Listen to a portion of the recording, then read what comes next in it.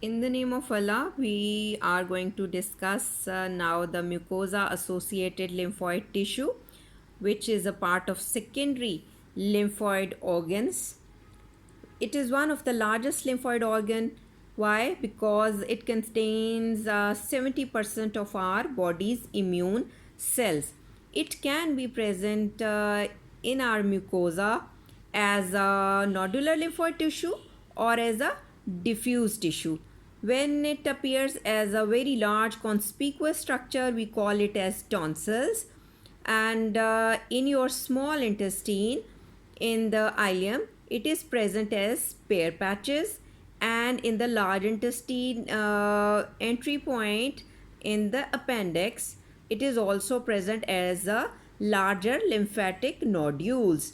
So why they are present? They are present because we should know that the mucosa or the inner lining of our digestive system, our respiratory system, and the genito-urinary system are the common sites of invasion of the pathogens, because their lumen are open and they are exposed to the exterior environment.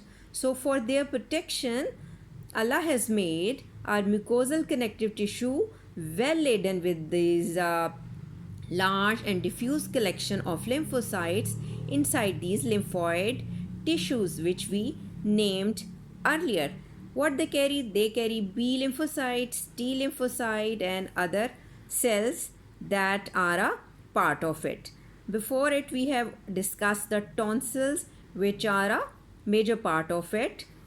We will focus on a few other diagrams which you can see. These are the lymphatic nodules present in the small intestine in the ileum, known as the pear patches, and then you can concentrate on the cut section of the appendix, and here the collection of larger lymphatic nodule you can see.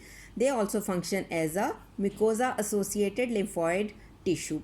Some books will write if they are present in the gut as a GALT, gut associated lymphoid tissue, and if they are present in your bronchial tree, they are named as BALT, that is bronchus associated lymphoid tissue. But all these are present in the mucosa, so collectively mucosa associated lymphoid tissue word is added.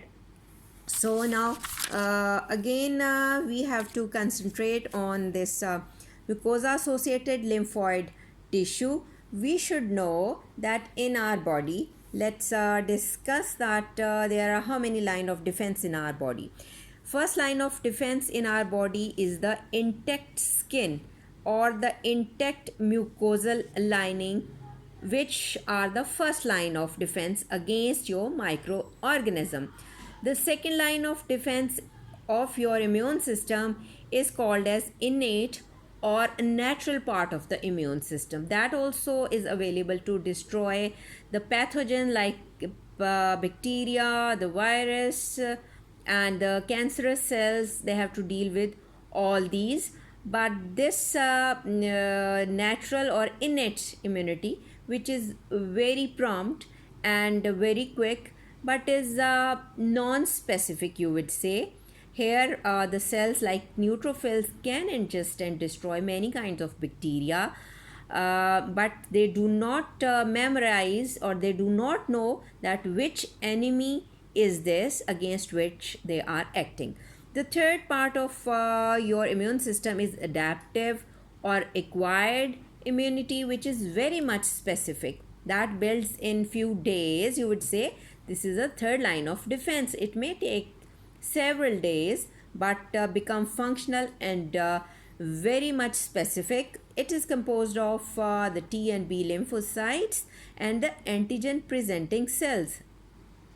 And we should know that it functions by presenting, or it shows two types of immune response or reactions in your body. Number one is humoral immune response, and other is the cell mediated immune response. The humoral immune response depends upon the production of immunoglobulins, which are antibodies, and being manufactured by the plasma cell.